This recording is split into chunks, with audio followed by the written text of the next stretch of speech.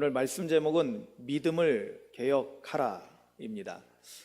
그러면 우리는 이제 이 말씀이 명령형으로 되어 있으니까 우리는 이 말씀을 만약에 받아서 이 말씀을 우리가 믿음으로 받는다면은 이렇게 고백해야 되겠죠. 믿음을 개혁하자. 아멘. 우리 한번 다 같이 저를 따라서 해보겠습니다. 믿음을 개혁하자. 아멘. 올해가 우리 개신교로서는 특별한 해라고 그랬죠. 종교개혁 몇 주년이라고 했죠? 올해가 500주년이 되는 해입니다. 종교개혁 500주년을 맞이하는 해에 또 특별히 우리 감리교인들에게 있어서는 오늘 또 특별한, 다른 교단에는 없는 특별한 날이죠. 왜냐하면 감리교회의 창시자이신 존 웨슬리 목사님이 회심한 것을 기념하는 그런 기념주일입니다. 279년 전 1738년입니다.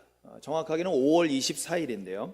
날짜까지 정확하게 있습니다. 왜냐하면 그것을 고백하고 기록하고 있기 때문에 그렇습니다. 우리가 잘 알다시피 영국에 있는 올더스게이트라는 곳에서 웨슬리 목사님이 루터의 그 로마서 서문을 읽는 그 대목을 들으면서 마음이 뜨거워지는 것을 경험하고 그리고 나서 회심하는 그런 사건이 일어나게 됩니다. 그것을 출발점으로 해서 웨슬리 목사님의 사역이 바뀌어지게 되고 그리고 그 놀라운 성령의 사역 가운데서 감리교회가 시작될 수 있었던 것입니다. 그래서 어쩌면 그 웨슬리 목사님의 한 개인의 회심은 그냥 단순하게 개인의 회심으로 끝난 것이 아니라 우리 감리교회가 태동이 되는, 감리교회가 시작되는 우리 감리교회의 어떠한 고향 같은, 출생 같은 그런 의미를 갖는 특별한 의미를 갖고 있기 때문에 우리가 오늘 좀 특별한 날로서 좀 생각을 해볼 필요가 있다는 것입니다. 존 웨슬리 목사님에 대해서 잠깐 소개하자면은 존 웨슬리 목사님은 1703년에 출생했습니다. 3대째 이어지는 그러한 증조부 또 할아버지 그리고 아버지 계속해서 그 영국 성공회 목사님이셨거든요. 사제라고도 표현하는데 우리는 목사님이라는 표현이 더 친숙하니까요. 성공회도 개신교니까 영국 성공회 목사님 3대째 이어지는 목사님 가정에서 태어나게 됩니다. 19남매 중에 15번째로 태어나죠. 옛날에는 기독교인들도 생산력이 대단해가지고 아이를 많이 낳았어요. 여담이지만은 우리가 좀 경각심을 좀 가질 필요가 있는 것이 뭐냐면 앞으로 한 10년, 20년 지나면은요, 현재까지는 기독교인이 제일 세계에서 많거든요. 그런데 앞으로는 이슬람 교도가 더 많아질 거라는 예측을 하고 있습니다. 그 이유는 딱 하나입니다. 뭐 이렇게 선교를 해서 뭐 회심하고 뭐 예수님을 믿어서 또는 뭐 이슬람교 뭐 알라를 믿어서 이렇게 바뀌는 것이 아니라 출생률 때문에 그렇습니다. 기독교인들은 출생률이 그렇게 많지 않습니다. 우리나라만 해도 굉장히 적죠. 다른 유럽도 그렇고요. 그런데 우리가 알다시피 이슬람교인 교도들은 출생률이 엄청나죠. 보통 옛날에 우리도 그랬듯이 한 타스씩 그 이상을 납니다. 옛날에 우리 기독교인들도 존 웨슬리 목사님 태어날 때만 해도 이 수산나 웨슬리라는 어머니가 자녀를 19이나 낳았는데 물론 또 많이 죽기도 했죠. 옛날에는. 그래서 8명은 죽고 11명이 이제 성장을 하게 되는데 그래도 11명이면 적은 인원이 아니죠. 11명이 태어나게 됩니다. 11명이 이제 성장하게 됩니다. 그 가운데 이제 15번째로 태어나고 우리 찬송가를 많이 썼던 존 웨슬리 목사님의 아주 소중한 동역자이기도 했던 찰스 웨슬리 목사님 같은 경우는 막내였습니다. 막내로 이제 태어나게 되죠.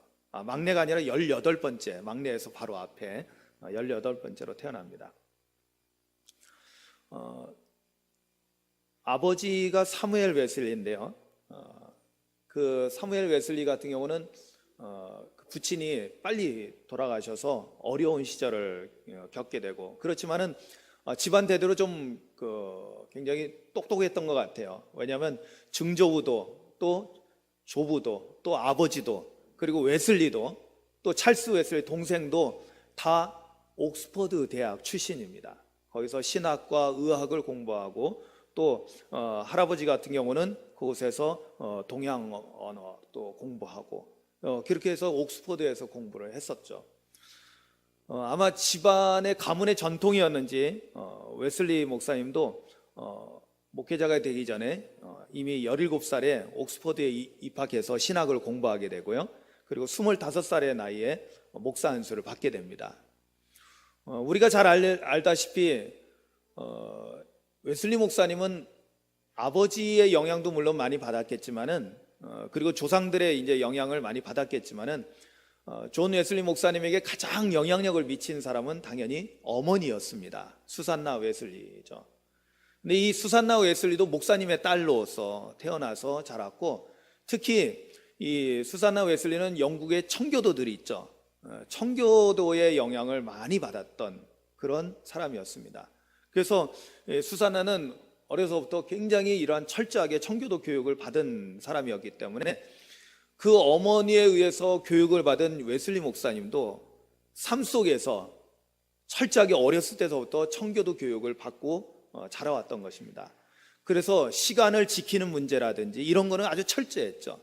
그리고 매일 말씀을 묵상하면서 자기를 성찰하고 자기를 반성하는 그러한 시간들을 아주 규칙적으로 정확하게 가져왔습니다. 성경을 읽는 거 이런 것들이야 기본으로 항상 철저하게 지켜왔던 것입니다. 이러한 삶의 패턴이 대학에 가서도 그대로 이어져서 존 웨슬리 목사님은 찰스 웨슬리 동생하고 같이 나중에 동생이 들어와서 이 홀리 클럽이라는 유명한 신성 그룹이라는 그런 곳에서 이제 동아리 활동을 하게 됩니다.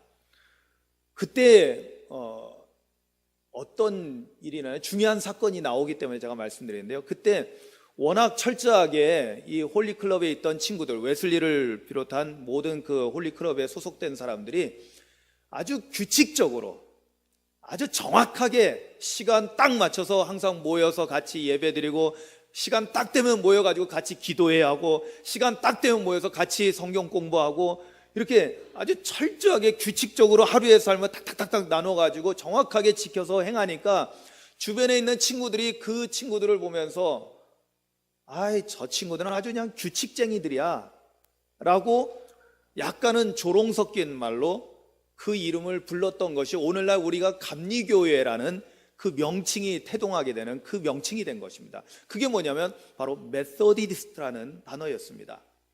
메소디스트라는 것은, 메소드라는 것은 어떠한 방법, 규칙이라는 뜻이거든요. 그러니까 규칙을 철저히 지키는 사람들, 어떠한 방법론을 딱 정해놓고 그 방법론의 틀 속에서 완전하게 그대로 생활하는 사람들이라는 뜻을 가지고 메소디스트라고 이제 웨슬리를 비롯한 웨슬리와 함께하는 그러한 홀리클럽에 있는 사람들을 메소디스트라고 부르기 시작했던 것입니다. 그것이 오늘날 이제 감리교회라는 명칭이 됐던 것이죠. 여러분, 원래 그 사도행전에도 보면은 우리 예수 믿는 사람들을 오늘날 그리스도인이라고 하잖아요. 그때도 마찬가지예요. 그리스도인이라는 이 말이 우리나라도 처음에 이렇게 기독교가 들어와서 예수 믿는 사람들이 생겼을 때 일반 사람들이 예수 믿는 사람들에 대해서 아유, 저 예수쟁이들이라고 그렇게 표현한 적이 있었습니다. 바로 그런 어감입니다. 아이, 저놈들 그리스도인이야? 그건 뭐예요? 저 사람들은 예수님의 무리라는 거예요.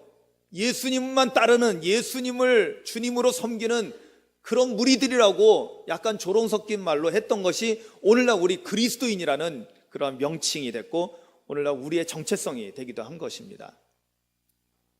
한국에서는 예수쟁이라고 표현했던 것들.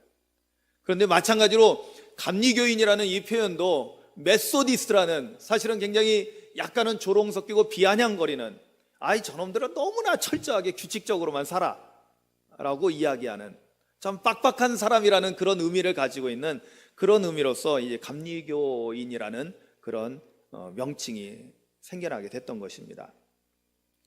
이렇게 철저하게 그 자신의 신앙을 잘 지키고 아주 규칙적으로 신앙생활을 하던 웨슬리가 목사가 된 다음에 아주 큰 뜻을 품고 미국의 조지아주로 선교사로 나가게 됩니다. 원래 선교사로 갈 때는 그 마음에 정말로 뜨거운 마음이 있었어요. 어떤 마음이었냐면 이 북미 지역의 그 원주민들, 인디언들이죠. 그 원주민들이 아직 미개하니까 이들에게 가서 그리스도의 복음을 전해줌으로 인해서 이들도 예수 믿고 천국 백성, 하나님의 백성이 되게 해야지라는 그런 아주 좋은 마음을 가지고, 사실은 지금까지 자기가 교육받고 또 공부하고 자라왔던 모든 환경이 굉장히 이러한 어떤 좋은 마음을 갖게 하고 좋은 뜻을 품고 선교사로서 이제 미국으로 가게 했던 것입니다. 그런데 한 가지 여기에 약간의 오류가 있었죠. 그 오류는 뭐냐면은, 가서 그 오류가 금방 드러나게 되는 것이 뭐냐면, 가서 자신들이 가가지고 좋은 뜻을 가지고 가서 그 원주민들을 어떻게 하나 개화시킨다고 그럴까요? 좀 깨우치게 하고 우매한 백성들을 좀 그래도 좀 깨우쳐서 하나님 믿는 백성으로 이렇게 내가 바꿔놔야 되겠다라는 그런 아주 좋은 마음이긴 하지만은 약간은 거기에는 교만한 마음도 사실은 밑바탕이 되어 있는 거거든요. 사실 이것을 오늘날 그 선교학에서는 반성하기를 굉장히 제국주의적인 그런 관점에서 선교를 시도했다라는 거죠. 그런데 막상 가서 보니까 그 원주민들은 이거 구원받을 만한 준비가 안 돼 있다라고 판단이 된 거예요. 왜? 그런 마음을 가지고 가서 보니까 뭐 자기들끼리 뭐 원주민들끼리 싸워가지고 점령하고 죽이고 막 그 잔인하게, 그러니까 이 영국 사람의 시각으로 봤을 때는, 여러분 우리도 영화를 통해서 인디언들 가끔 서로 이제 부족 간에 싸우고 나면은 보면 어떻게 해요? 귀를 잘라가고 아니면 이렇게 머리를 이렇게 뚝 잘라가는 거 영화로 보신 적이 있죠. 그런 모습들을 보면서 이건 도저히 인간으로서는 이거 도저히 이게 용납이 되지 않는. 그래가지고 원래는 원주민을 선교하기 위해서 미국에 갔지만은 원주민 선교를 포기하고 그곳에서 그냥 영국인들을 대상으로 한 현지인 교회를 그냥 섬기게 됩니다. 그러다가 자신을 좋아하는 한 여인이 있었는데 그 여인을 쉽게 마음의 문을 열어주지 않고 주저주저 하다가 그 여인이 화가 나서 딴 남자하고 결혼을 했습니다. 그런데 그 남자가 좀 유력한 사람이었는데, 그러다가 그 와중에 뭐 길게는 하지는 않겠습니다. 그 와중에 그 여인이 와서 성찬을 받으려고 하는데, 원래 이제 규칙을 좀 어긴 겁니다. 왜냐하면 성찬을 받으려고 하면 와서 그 교회에 와서 미리 말씀을 드리고 자기도 성찬을 받겠습니다라고 하는 그런 규칙이 있었는데, 그 규칙을 어기고 무조건 와가지고 성찬 받겠다고 하니까 웨슬리 목사님이 성찬을 거부하게 됩니다. 이제 그러는 와중에 이제 그 여인의 남편이 화가 나가지고 이제 웨슬리 목사님을 모함하기 시작하고, 그래서 고발도 당하고 그러면서 어려움을 겪기 시작하면서 웨슬리 목사님이 낙심을 하게 됩니다. 내가 이곳에 미국의 선교라는 하나님의 일을 위해서 왔지만은 맞지 않는구나, 하나님께서 도와주시지 않는구나 라고 낙심을 하고, 그리고 2년 반 만에 영국으로 돌아오게 됩니다. 제가 왜 이 말씀을 드리냐면은, 영국에서 돌아온 해가 바로 도착한 해가 1738년 2월 달이었습니다. 1738년은 왜 중요하냐면, 바로 1738년 그 해의 5월 달에 이르러서 바로 웨슬리 목사님이 회심을 이제 하게 되거든요. 그런데 우리가 이제 이 명칭에 참 문제가 있습니다. 왜냐하면 웨슬리 목사님이 1738년 5월 24일 날 회심을 했다라는 이 얘기를 딱 들으면은, 여러분 회심을 했다라는 것은 우리가 어떤 인식을 갖게 되냐면, 그럼 회심하기 전에는 신앙생활을 제대로 했다 안 했다? 제대로 안 했다라고 생각을 하는 거죠. 아니면은 심지어 우리가 회심이라는 단어는 죄인이 회개하고 돌아와서 하나님의 은총 가운데 의인이 되는 그런 과정을 생각을 하기 쉽습니다.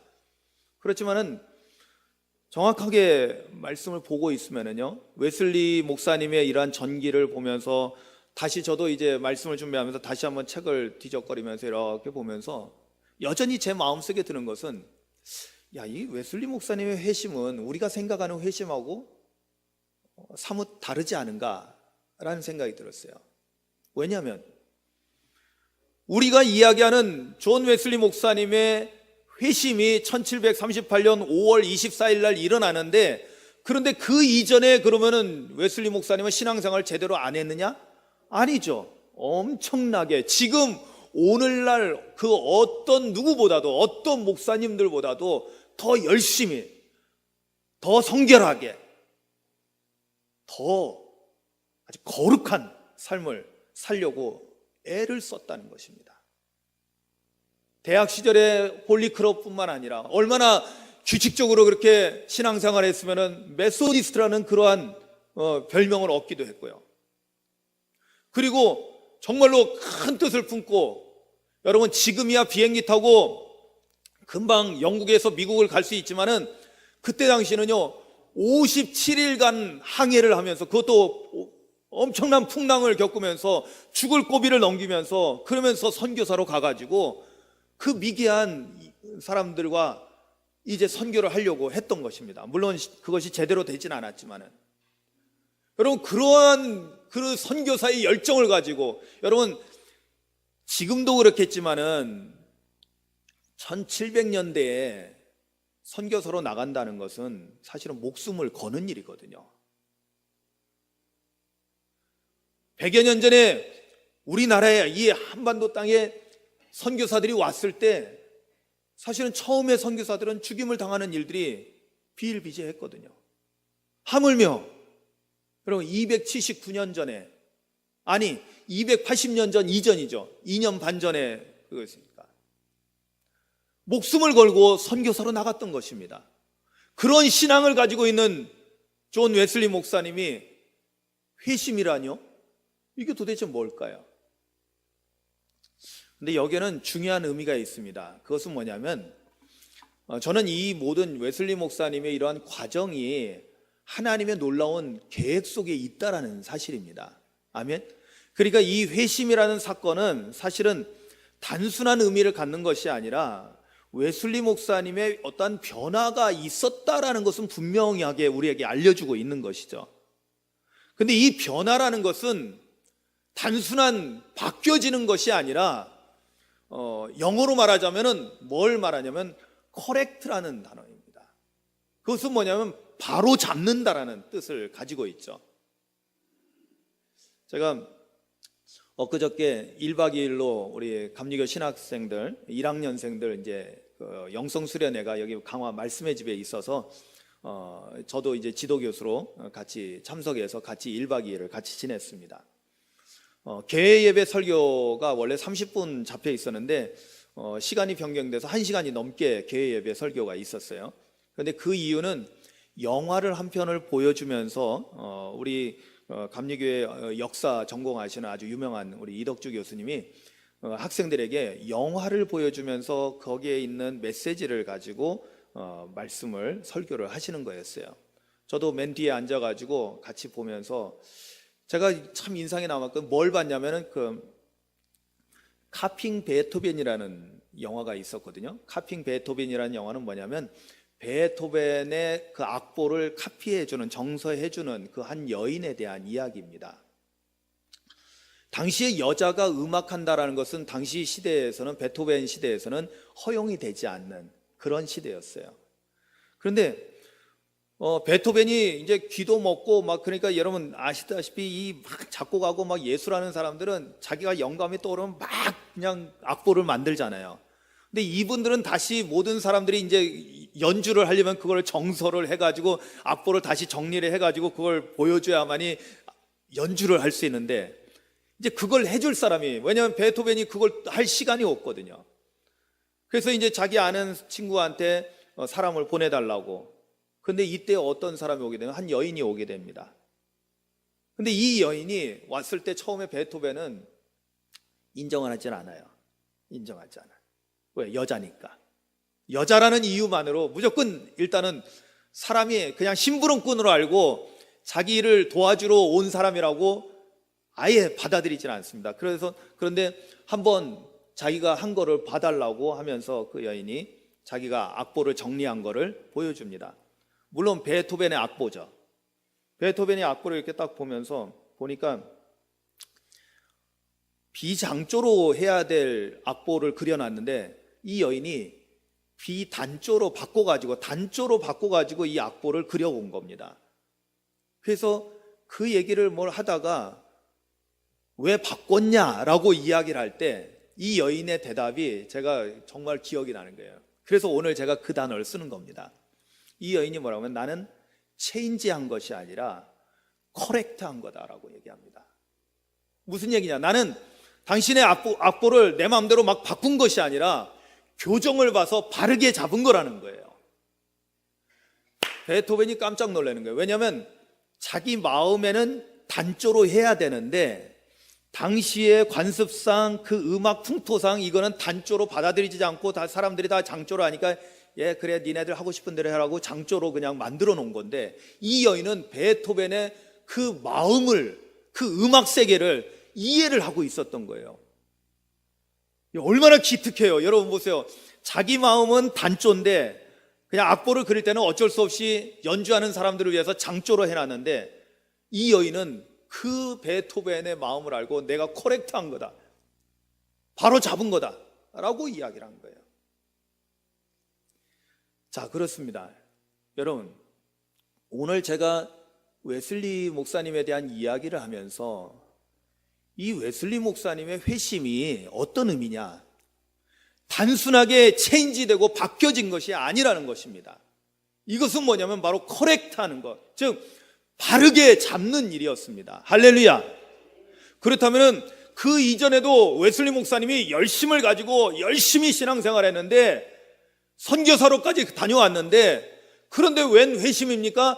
그거는 뭐냐면 지금까지의 신앙이 뭔가 불완전하고 하나님께서 보실 때 온전치 못했기 때문에 이것을 바로 잡기를 원하셨던 성령의 역사가 바로 회심 사건이라는 거예요. 할렐루야. 그런데 이 내용을 가장 적절하게 설명해 주고 있는 내용이 바로 오늘 우리가 읽은 갈라디아서 4장에 있는 본문인 것입니다. 그렇다면 웨슬리 목사님을 또한 우리가 생각하면서 그 회심을 생각하면서 오늘 본문을 또한 생각하면서 그러면서 아울러서 우리의 신앙도 한번 점검해 볼 필요가 있다는 거예요. 왜? 웨슬리 목사님처럼 그렇게 철저하게 신앙생활한 주일 성수요, 이분에게는 주일 성수를 어긴다는 것은 상상도 할 수 없는 일이었습니다. 매일 성경 보고 매일 기도하고 매일 복음 전하고 하는 것이 너무나 철저했기 때문에 메소디스트라는 별명을 얻기까지 했던 이런 분이, 그리고 선교사로까지 나갔다 목숨 걸고 선교 활동도 했던 분이, 여러분 우리의 신앙하고 비교하면 어떨까요? 우리보다 훨씬 겉으로 보여질 때는 신앙이 좋은 분인 거예요. 우리가 인정할 건 인정해야 됩니다. 아멘. 여러분 우리 그렇게 못하잖아요. 저 자신도 그렇게 못할 거예요.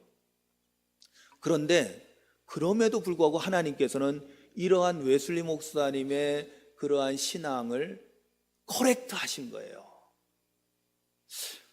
그게 회심이거든요. 그럼 뭘 바꿨을까? 뭐가 문제였을까? 여러분 우리가 여기에 있는 분들이 다 믿음을 가지고 있습니다. 아멘이죠? 믿음을 가지고 있지만은 그 믿음의 색깔은 아마 서로 다를 수 있어요. 그렇지 않습니까? 믿는 방법도 달라요. 오늘 우리 김기열 원로 장로님이 기도하면서 절대 순종이라는 이런 표현을 쓰셨는데요. 저도 제가 은혜 받고 나서 목회자의 길을 들어서면서부터 제가 마음속에 하나님 앞에 결단했던 것이 뭐냐면 절대 순종이었습니다. 아멘. 그런데 여러분들 믿음 생활을 하지만은 대충 순종하시는 분들 많잖아요. 그죠? 왜 제가 대충 순종이라고 하는지 아십니까? 나한테 유리하면 순종하고 나한테 약간 불리하면 순종 안 하고. 그죠? 솔직히 여러분들 스스로에게 자문해 보세요. 여러분들이 절대 순종합니까? 그렇지 않거든요. 사실 절대 순종은 쉬운 일이 아니에요. 정말로 아브라함처럼 100세에 얻은 아들을 주님께서 바치라고 하면은 군소리 없이 아무 말하지 않고 그냥 바치는 게 절대 순종입니다. 아멘. 그런데 우리는 따지잖아요. 하나님 왜 그러십니까? 줄 때는 언제고 왜 뺏어 가십니까? 라고 우리는 이야기하잖아요. 그러니까 믿음도 색깔이 다양한 겁니다. 수준의 차이도 물론 많이 차이 나겠죠. 그렇다면 먼저 우리를 좀 돌아봐야 된다는 거예요. 그럼 우리도 불완전한 믿음을 가지고 있으니까 뭐가 필요합니까? 바로 잡는 게 필요하다는 거죠. 우리의 신앙도 여러분 웨슬리 목사님 같이 이렇게 철저했던 분도 하나님께서 회심을 시키셔서, 여러분 이거 회심은요 웨슬리 목사님이 내가 회심해야지 해서 된 게 아니에요. 하나님께서 성령의 역사 가운데서 회심을 시키신 겁니다. 아멘. 그렇다고 오늘 우리에게도 이것이 필요할까요? 필요하지 않을까요? 절대적으로 필요하죠. 왜? 우리는 웨슬리 목사님보다 훨씬 신앙생활 철저하게 못하거든요. 그런데도 웨슬리 목사님은 불완전했기 때문에 하나님께서 커렉트 하셨는데, 여러분 오늘 본문 말씀을 이것을 염두에 두고 한번 보십시오. 갈라디아서에서 사도 바울이 아주 의미심장한 말씀을 합니다. 내가 또 말하노니 유업을 이을 자. 자, 유업을 이을 자는 일단 다 믿음이 있는 사람을 말합니다. 아멘. 일단 믿음은 다 있어요. 믿음은 있는데 그 믿음이 사뭇 다르다는 거예요. 뭐냐면 처음에 뭐라고 되어 있어요? 유업을 이을 자가 모든 것의 주인이지만 주인이나 어렸을 동안에는 종과 다름이 없어서. 자, 어릴 때는, 즉 신앙이 아직 어릴 때는 종과 다름이 없다라는 거예요. 왜? 아직 법적인 권한이 없다라는 거예요. 권한이 없어요. 그래서 2절에 그 아버지가 정한 때까지, 즉 어느 일정 기간이 이를 때까지는 후견인과 청지기 아래에 있게 된다는 거예요. 후견인과 청지기라는 것은 뭐냐면 법적으로 다른 사람이 후견인이 돼서 그 사람의 보호 아래에 있는 거고, 자기는 아직까지는 아들의 권리를 갖는 것이 아니라 종에 불과하다라는 거죠.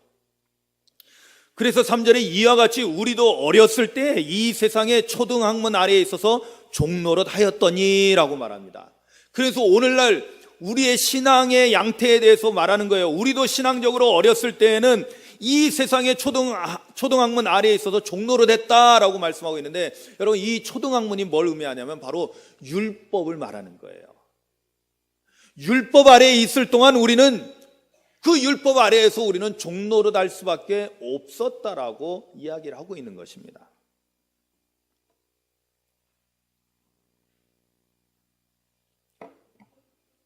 그런데 아버지가 정한 때가 이르렀습니다. 그때가 어떤 때였냐면 예수님이 이 땅에 오시는 때였어요. 그래서 여기 보니까 때가 차매 하나님이 그 아들을 보내사 여자에게서 나게 하시고 율법 아래에서 나게 하신 것은 하면서 하나님의 아들 예수님이 인간으로서 태어나게 하신 이유가 있다는 거예요. 율법 아래에 태어났다는 것은 뭐냐면 유대인에게서 태어났다는 겁니다. 여자에게서 태어나서 인간으로 태어났다는 것입니다.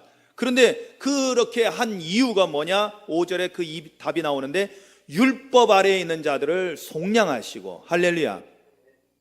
율법 아래에 있는 자를 속량한다는 것은 앞에서 율법 아래에 있는 사람들은 뭐 하고 있어요? 종노릇하고 있는 거예요. 노예 생활하고 있는 거예요. 그렇기 때문에 율법 아래에 있는 자들을 속량했다는 것은 어떻게 해요? 종노릇 하던 사람을, 노예 생활하던 사람을 자유케 했다는 거예요. 할렐루야. 그리고 난 다음에 어떻게 해요? 우리로 아들의 명분을 얻게 하려 하심이다. 아멘. 자, 종노릇에서 자유케 되고 해방된 것으로 끝난 것이 아닙니다. 그렇게 되고 가만 내버려 두면 안 되거든요. 어떻게 돼야 돼요? 아들의 지위를 얻게 한다는 거예요. 아들의 지위를. 그래서 6절에 가서 너희가 아들임으로, 자, 이렇게 예수님을 통해서 우리의 죄가 속량됨으로 말미암아 율법 아래에 있던 종노릇 하던 우리가 이제는 아들이 되는 놀라운 은혜를 입게 됐어요. 이게 바로 은혜거든요. 왜냐하면 우리의 공로로 된 것이 아니라 예수님의 공로로 된 것이기 때문에 값없이 우리에게 주어진 은혜인 것입니다. 자, 그렇게 돼서 우리가 아들이 됐습니다. 여러분 여기 나는 여잔데라고 생각하는 분이 혹시 있다면은 여러분 그런 생각을 빨리 접으십시오. 왜냐하면 여기서 아들이라는 것은 하나님의 것을 상속받기 위한 그 표현을 하기 위해서 당시의 시대적인 표현으로 아들이라고 표현한 거고, 여기는 여자나 남자나 다 포함되는 것입니다. 하나님의 자녀라는 뜻이에요. 자, 그러면은 너희가 아들임으로 하나님이 또 뭘 해주시냐면 그 아들의 영을, 그 아들의 영은 뭐예요? 성령을 우리 마음 가운데 보내주셨다는 거예요. 그래서 어떻게 돼요? 확신을 가지고 하나님을 아빠, 아버지라고 부를 수 있게 했다라는 것입니다. 아멘. 이것은 뭐냐면 그냥 우리가 저분이 아버지야, 그러면 내 마음에서 아버지라는 게 금방 나옵니까? 우리가 예를 들어서 전혀 못 보던 어떤 낯선 사람을 만났습니다. 이야기합니다. 이 사람이 네 아버지다. 그러면 금방 아빠라고 불러주나요? 네? 그게 안 되거든요, 사실은. 제가 예전에 한번 말씀드렸는데, 저희 미국에 있던 좀 저희 6촌 정도 되나 친척 아이들이 왔는데, 저희 동생들이에요. 이렇게 보니까 외가 쪽으로 이게 친척이니까, 그런데 얘네들이 한국말이 서툴러요. 그래서 내가 설명을 해주면서, 야, 내 이름이 오빠다. My name is 오빠. 나를 call me 오빠 해라. 나를 부를 때 오빠라고 불러라. 이렇게 했어요. 실제로 오빠거든요. 제가 이제 먼 친척이지만 오빠니까. 그런데 이제 우스개로 제가 이제 내 이름이 오빠니까 오빠라고 불러라. 그러니까 얘가 갸웃갸웃하면서 오빠라고 불렀어요. 나중에 이제 외숙모님에게 가가지고 물어보면서 우리가 어떤 친척 관계인지를 이제 설명을 듣고, 아, 진짜 오빠구나라고 하는 것을 알았죠. 그런데 이제 처음에는 오빠라고 부르니까 오빠라고 한 거죠.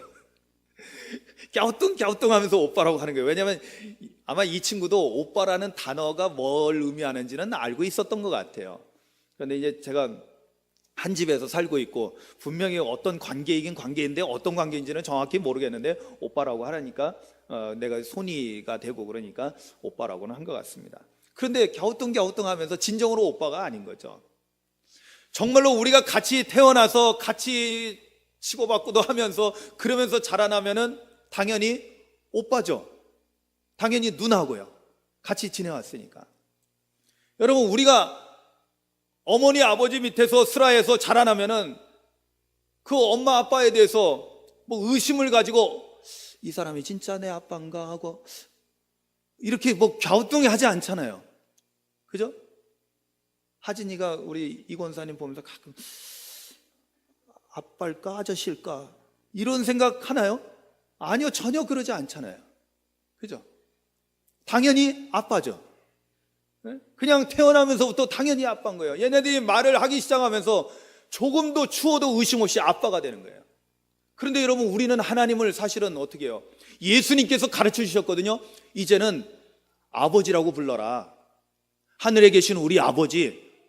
주님께서 가르쳐 주신 기도문을 보면은 이렇게 기도해라.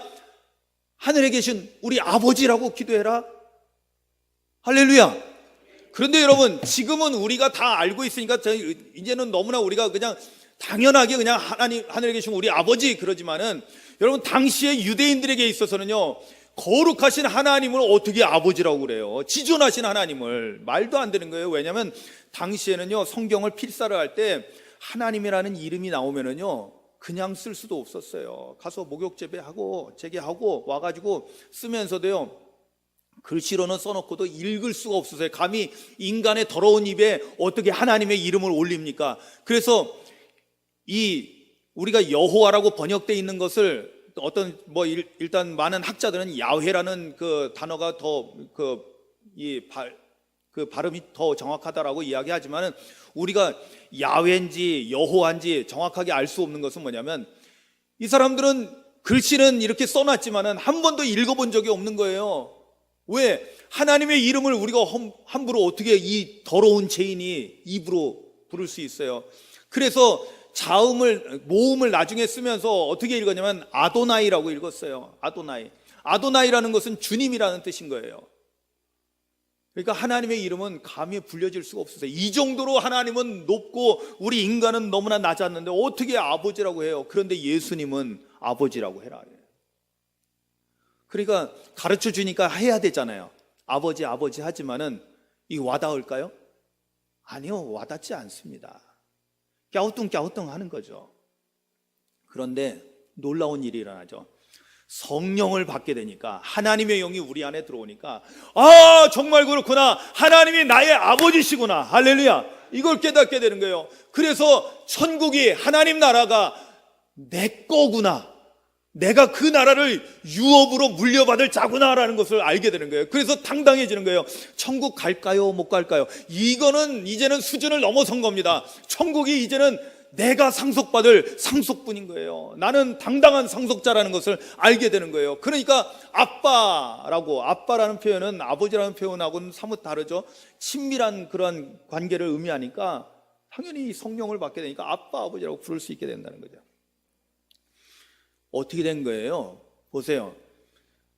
여기에는 두 가지 신앙이 소개되고 있는 거예요. 하나는 종의 신앙, 종의 믿음. 또 하나는 아들의 믿음입니다. 아들의 믿음. 율법 아래에서 우리가 있는 것은 뭐냐면, 율법 아래에서 있는 사람들은요, 열심히 주님을 섬깁니다. 열심히 주님 말씀대로 살려고 노력합니다. 그런데 이거는 뭐냐면요, 종의 믿음을 가지고 하는 거예요. 여러분, 웨슬리 목사님이 회심하기 이전에가 그렇게 열심히 했지만은 뭐가 문제였느냐? 종의 믿음을 가지고 있었던 거예요.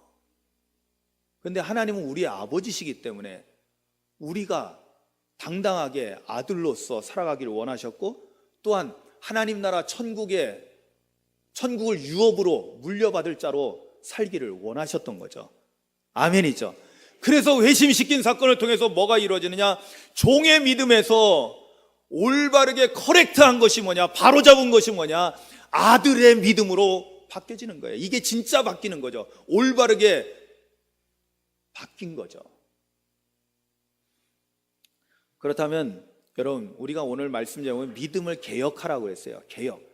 새롭게 바꾸라는 거죠. 올바르게 하라는 거예요. 사실은 새롭게 바꾸라는 것은 커렉트라는 의미를 이미 그 안에 내포하고 있습니다. 우리의 믿음이 아직까지 불완전하고 부족하기 때문에 온전해지고 바른 믿음으로 세워지게 하기 위해서는 종의 믿음이 아니라 이제는 예수님을 통해서 율법을 내가 잘 지켜서 신앙생활 잘해서 그래서 내가 구원받고 천국에 가는 그런 것이 아니라 전적인 하나님의 은혜로 말미암아 내가 구원받고 천국의 주인이 당당하게 되는 아들의 믿음을 가져야 된다는 것입니다. 할렐루야. 이것이 진정한 회심의 의미라는 것입니다. 왜냐하면 율법 아래에 있는 사람들은요, 징계가 무서워서 그렇게 할 수밖에 없는 거예요. 그러나 은혜 아래에 있는 사람들은 하나님의 놀라운 은혜와 사랑을 깨닫고 나서 나도 하나님을 사랑하는 마음으로 주님을 위해서 생명 바쳐서 주님을 위해서 일하는 거예요. 이게 이제 우리 감리교회의 중요한 어떤 신학적인 그런 모델이 됩니다. 그것은 뭐냐면, 웨슬리 목사님이 처음에는요, 사실은 순서가 좀 바뀌었던 거예요. 처음에는 성화의 삶을 굉장히 중시했던 거예요. 성화라는 건 우리가 많이 들어봤죠. 뭐냐면 우리가 일생 살면서 계속 거룩해져가는 성화, 거룩할 성자, 될 화자, 성화되는 삶을 살아야 된다는 그것을 생각하고 그렇게 대학 시절서부터 열심히 성화의 삶을 살려고 그렇게 했어요. 그래서 메소디스트라는 그러한 별명도 얻었어요. 그런데 한 가지 놓친 게 있었어요. 그건 뭐냐면, 그 성화 이전에 먼저 선결돼야 될 것이 있는데, 그것은 뭐냐면 놀라운 하나님의 은혜로 말미암아 우리가 구원받았다라는 칭의가 있어야 된다는 거죠. 아멘. 하나님이 우리를 구원하시기 위해서 하나님의 아들 독생자를 이 땅에 보내주셨고, 그분의 십자가 대속의 은혜로 말미암아 우리가 죄 사함 받고 이제는 죄의 종로로 타는 것이 아니라 이제는 하나님의 자녀가 되었다라는 그러한 놀라운 은혜를 우리가 깨닫고 이 칭의의 은총을 입은 다음에 비로소 그 다음에는 우리가 성화의 삶을 살아야 된다는 것을 웨슬리 목사님이 깨닫게 된 거예요. 할렐루야. 그렇다면 오늘날에도요, 마찬가지예요. 사실은 우리는 여러 가지 부족하죠. 여러 가지 부족해요, 예전에 비하면. 왜냐하면 칭의의 믿음도 부족할 뿐만 아니라 성화의 믿음도 부족한 거예요.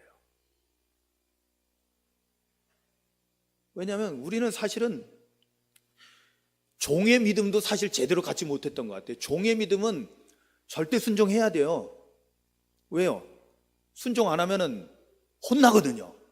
징계를 받거든요. 벌을 받거든요. 그런데 우리의 신앙은 그나마도 순종도 안 하는 걸, 그나마도 뺀질뺀질 되거든. 그죠?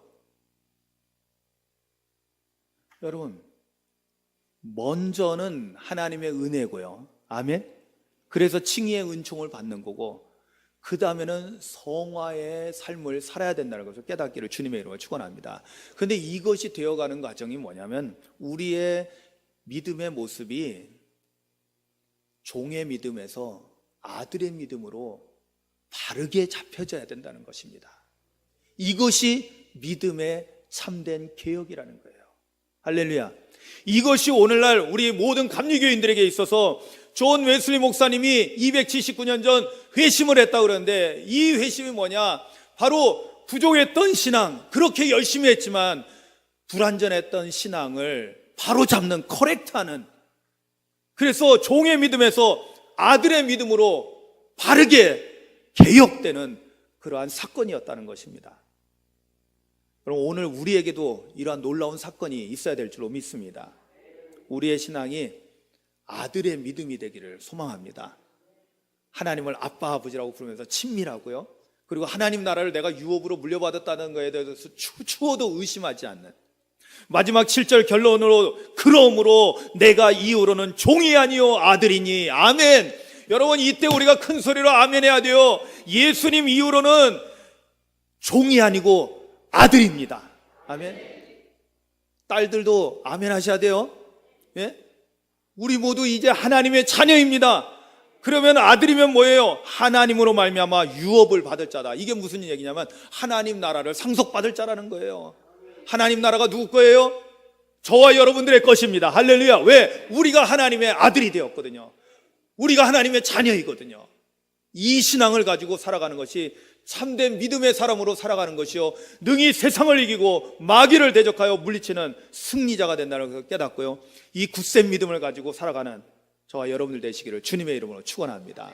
우리 함께 조용히 말씀을 생각하면서 기도합니다. 여러분, 말씀을 여러분들 성령님 오늘 들은 말씀 가운데 나에게 꼭 필요한 말씀들이 기억나게 하시고 내 마음속에 새겨지게 하옵소서. 감리교인들에게 의미 있는 존 웨슬리 목사님 회심 279주년 되는 기념주일에 웨슬리 목사님의 회심의 의미가 단순하게 바뀌고 그런 것이 아니라 커렉트한, 바로잡는, 불완전한 것을 완전케 하는, 부족했던 것을 온전하게 만드는 그러한 놀라운 사건이었다는 것을 깨닫고 오늘 우리에게도 이런 믿음의 완전한 개혁이 일어나게 해달라고 소망하며 기도합니다.